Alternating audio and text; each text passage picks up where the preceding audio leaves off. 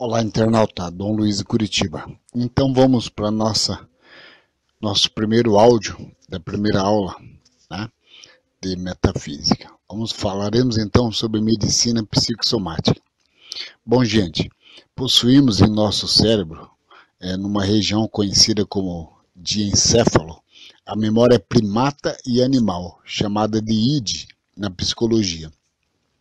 Transportamos igualmente nossos genes a necessidade da realização dos desejos, dos prazeres, da agressividade e até o formato de nosso corpo, como instrumentos ou mecanismos de defesa para a nossa sobrevivência.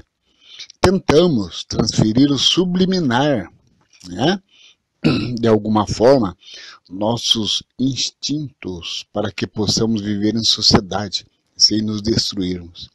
E através de nossas profissões, praticando esportes e atos filantrópicos, que inconscientemente atenuamos esses desejos. Para o inconsciente não existe tempo nem espaço. Por isso, o instinto de matar ou agredir só se manifesta quando perdemos o controle do nosso consciente. Levados pelo estresse excessivo por qualquer tipo de droga ou ainda por transtornos psíquicos, né? Para o inconsciente, que é primitivo, o importante é realizar, e para tanto ele fará o que for necessário para atrair ou afastar de seu caminho quem ou que o estiver bloqueando. Os homens santos sublimaram, né, os desejos prejudiciais do inconsciente através da transformação física de seu cérebro. Exercitaram as partes cerebrais responsáveis pelas respostas subjetivas. Como resultado, após esses exercícios e mudanças comportamentais, processaram-se alterações no tamanho e na disposição dos sulcos do córtex cerebral, responsáveis pelas informações dos neurônios, né, gente? Aumentando a inteligência subjetiva. A revista Veja, de 99, né? Ela publicou uma matéria sobre a descoberta da distância dos sulcos no córtex cerebral de Albert Einstein, comprovando, né, e comparando seu nível de inteligência subjetiva com o de pessoas comuns. Bom, afirmo, entretanto, com plena convicção, que qualquer pessoa que se submeta a exercícios específicos, tais como mudanças de pensamentos e comportamentos, entoação de sons vocalíticos, né, vocálicos, mantras, essas frequências binaurais, essas frequências Hertz, né, que ouvimos, né, qualquer coisa que atinge o sistema nervoso central, né, relaxamento, meditação, né, trabalhos de concentração, acompanhados de leitura e estudos constantes, consegue a eliminação ou bloqueio total das informações primatas dos neurônios, tornando-se livre das cobranças animalescas e capaz de alcançar níveis impressionantes de inteligência objetiva e subjetiva. Gente, eu me lembro como que eu era irado. Ontem eu estava analisando, mas como que eu sou essa calma? Nada me esquenta a cabeça mais, por mais que às vezes eu fale áspero, assim, mas eu tô calmo, sempre relaxado, tranquilo.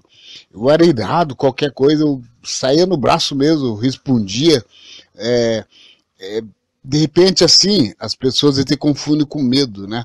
Mas eu tenho tanta segurança em mim, né? Eu acho que eu sou mais sábio do que quando era jovem, né? Portanto, acho que é até mais perigoso, né? Porque hoje eu sei lidar com meus sentimentos.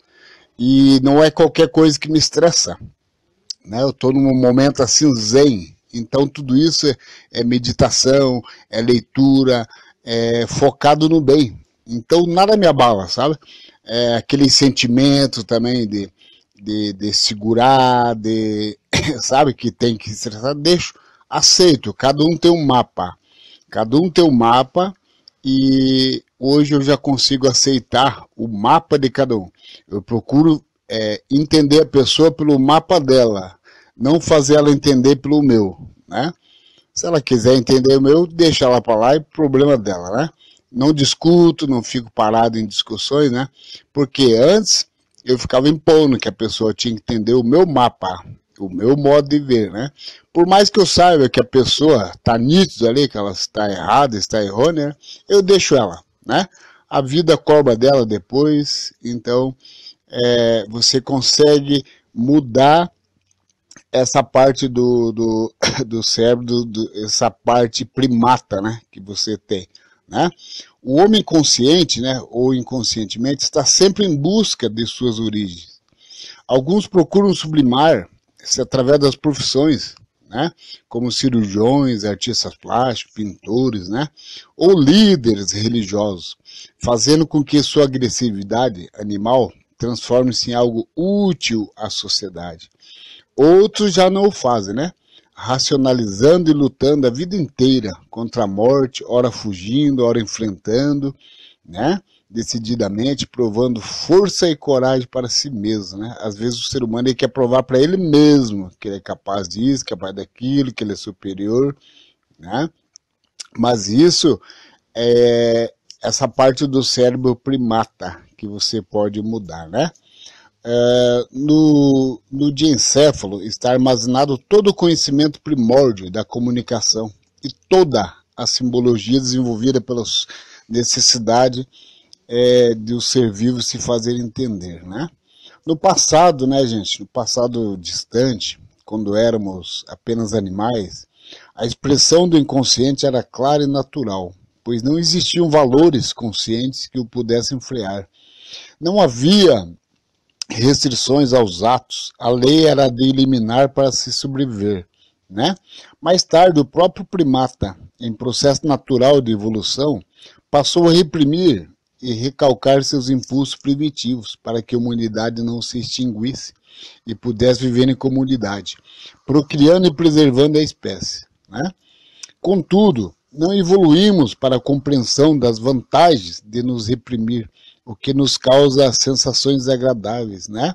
Do tipo angústias, tristezas, carências e sentimentos de controle. Para não perdermos esses impulsos primitivos, achamos uma forma de comunicação como válvula de escape, né? As doenças e os acidentes. Através da doença, né? O inconsciente tenta se comunicar com o mundo e mostrar os seus verdadeiros sentimentos reprimidos. A ira, o medo, a culpa, o ressentimento relacionado a alguém ou alguma situação imposta pela sociedade. Conforme explicado anteriormente, né, o cérebro mantém arquivada toda a simbologia do corpo, baseada na própria função dos órgãos e membros. Cada órgão interno ou externo, membros ou superfícies, estão diretamente ligados às emoções mais primitivas do nosso ser. Logo, a parte do corpo afetada está se comunicando e cabe a nós entender sua linguagem, despendendo esforço para corrigir ou amenizar o que ficou pendente, de alguma forma no passado e em nosso dia a dia. O mecanismo do inconsciente primitivo possui sua própria lógica e é objetivo. De nada adianta suborná-lo com remédio ou tentar ignorá-lo. Enquanto não se desenvolver as regiões cerebrais responsáveis pela subjetividade através da evolução espiritual, nossa mente estará sempre lutando contra a memória primata, que nos impulsiona para os desejos animalescos, né? Ou até para a própria eliminação, em muitos casos, né? Em casos extremos. Entretanto, né, gente, se houver compreensão desse fato e passarmos a elevar os nossos sentimentos, buscando administrar melhor o nosso ego, então tudo o que escolhermos fazer em nossa vida será para o nosso desenvolvimento interior e não mais para lutarmos contra a regressão. Então, gente, acho que a maioria de vocês, né, já ouviram falar no Dr. Masaharu Taniguchi, né? Ele é lá, acho que ele é presidente da Seisho no Ie, salvo engano, né? Então, eu vou transcrever aqui um dos conceitos dele, né? Ele escreveu isso em 1963, é o ano que eu estava nascendo, né? Ele prova que a força é sobre a força do pensamento sobre o corpo, né? Então, vou transcrever aqui. Ele diz assim, ó: quando pensamos mover a mão, a energia desse pensamento percorre o sistema nervoso, faz contrair determinados músculos e distender os do lado oposto. E dessa forma, move a mão exatamente como pensamos. E qual será a natureza dessa energia que percorre o sistema nervoso? Supõe-se que ela seja uma espécie de corrente elétrica. Se assim for, podemos interpretar que os elétrons emitidos pelo pensamento é que percorrem o sistema nervoso. Durante o sono, ocorrem variações nas ondas cerebrais da pessoa, conforme o seu sonho, e há pessoas que registraram essas variações de correntes elétricas no eletroencefalograma. O aparelho chamado cérebro pode ser considerado uma espécie de ciclotron que produz elétrons. E o operador desse aparelho é algo misterioso que se chama pensamento. A energia que move os músculos percorrendo o sistema nervoso não deve naturalmente ser constituída apenas de elétrons, cuja existência é comprovada pela física. Acredita-se que outros tipos de partículas elementares, muito mais sutis, sejam produzidas segundo o pensamento. Seja como for, é indiscutível que uma parte da energia que se transmite através do sistema nervoso seja constituída de corrente de elétrons, pois por meio do galvômetro pode comprovar que a corrente elétrica do corpo humano muda de intensidade conforme as variações emocionais. Por conseguinte, devemos dizer que o nosso cérebro, embutido na pequena caixa craniana, é um ciclotron muito superior àquele montado pelo homem. Se o pensamento é capaz de combinar ou dissociar elétrons e outras partículas elementares a seu bel prazer, é natural que ele seja capaz também de fazer aparecer no corpo tumores, tanto malignos quanto benignos, ou desfazê-los, né? Ele escreveu isso sobre A Verdade da Vida, é um livro dele, em 1963, ok? E ele é autoridade no assunto, né? Não sei se alguém conhece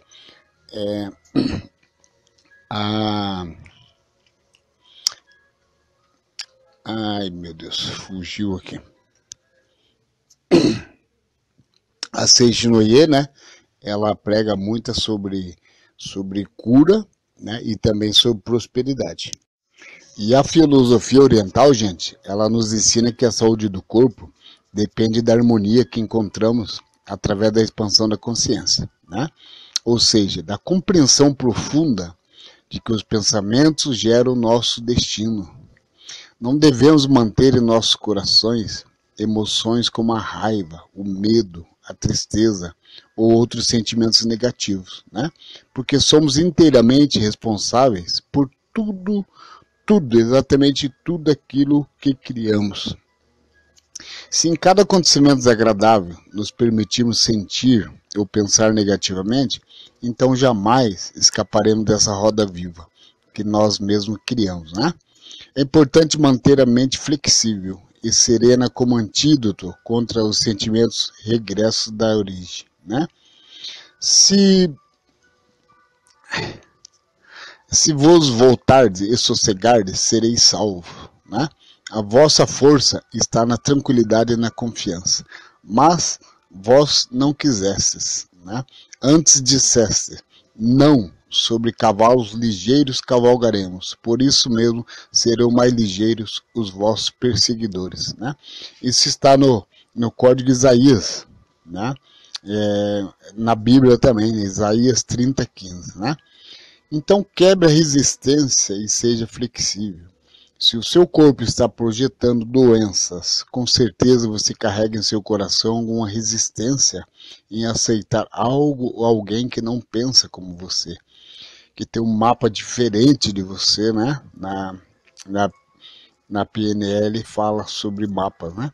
Inicie imediatamente o processo da harmonização com todas as suas coisas, com todas as coisas e pessoas, principalmente com seus familiares, que concentram sempre mais energia emocional, né? Pode ver que a mágoa geralmente, a dor, ela é mais intensa quando se trata de um afeto seu, alguém da família, um amigo muito próximo, né? Então a mágoa e a dor parece ser mais forte, não é isso? Então, através desse processo, você reconhecerá a sua resistência contra ceder a alguém, porque é exatamente no ponto de resistência que reside o foco ou o alvo do inconsciente para somatizar doenças ou acidentes em seu corpo, mostrando-lhe o muro que você deve derrubar de sua conduta. Não espere, né, gente, que seu subconsciente se comunique com você através de uma doença ou acidente para lhe apontar essa sua resistência.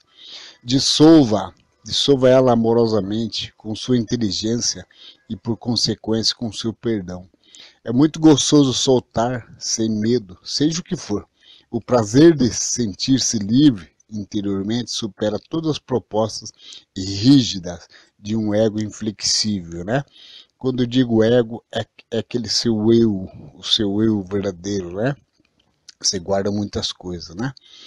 Jó disse, reconcilia-te, pois com Deus e tem paz, e assim te sobrevirá o bem. Tá? Essa foi uma frase de Jó. Reconciliar-se com Deus significa ficar de bem com a vida, né? Para quem conhece o budismo, né? O budismo, os ensinamentos são em sutras, né? Chamamos de sutra. São aproximadamente 83 mil sutras budistas, né? E tem um deles, né? Tem um deles que ele prega que as doenças são produtos das atribulações da mente, né? E foi criado então o método Zen de preservação da saúde, né? Que eles denominam Nikkon Enzirho. Da mesma forma como a medicina oriental compreende a força das emoções sobre o corpo, a medicina psicossomática explica fisiologicamente como as doenças são acionadas no organismo. Segundo esse ramo da medicina, o estado mental influi nas secreções hormonais e essa alteração faz com que a composição sanguínea se torne mais propícia à proliferação de vírus e bactérias. A medicina psicossomática explica ainda algumas manifestações que ocorrem no maior órgão do corpo humano, a pele, né? A pele é um tecido que manifesta as emoções provocadas pelo contato com o mundo exterior. Ruborizamos-nos quando nos envergonhamos de algo, né? Ficamos vermelhos. O pavor nos leva à palidez. Ou ficamos arrepiados diante de algum fato assustador. O medo e a vergonha provoca uma contração muscular natural, que faz com que haja uma vasoconstrição, diminuição do calibre dos vasos sanguíneos, né? Dificultando a circulação do sangue nas áreas periféricas do corpo. Daí os arrepios, a palidez e etc. Se algo irrita extremamente alguém, podem surgir nessa pessoa sinais evidentes de urticária ou até mesmo de verrugas em sua pele. Quanto ao formato do corpo, a medicina psicossomática exemplifica. Quando alguém mente, ocorre uma mudança espontânea no tecido da mucosa, que reveste a parte interna do nariz, né? Então, me lembra aquela história do Pinóquio, né? Então, às vezes é baseado nesse estudo do personagem, né? Tem um médico, né, de medicina psicossomática, que ele afirma: o corpo recebe os reflúxios emocionais causando distúrbios orgânicos. Assuma então uma nova postura mental, mas saiba que não será da noite para o dia que as mudanças acontecerão. Porém, você tem que persistir na busca, né? A busca de si mesmo e manter a calma em todos os momentos difíceis de sua vida. Seja mais amoroso para consigo mesmo, para com todos os seres vivos, ok?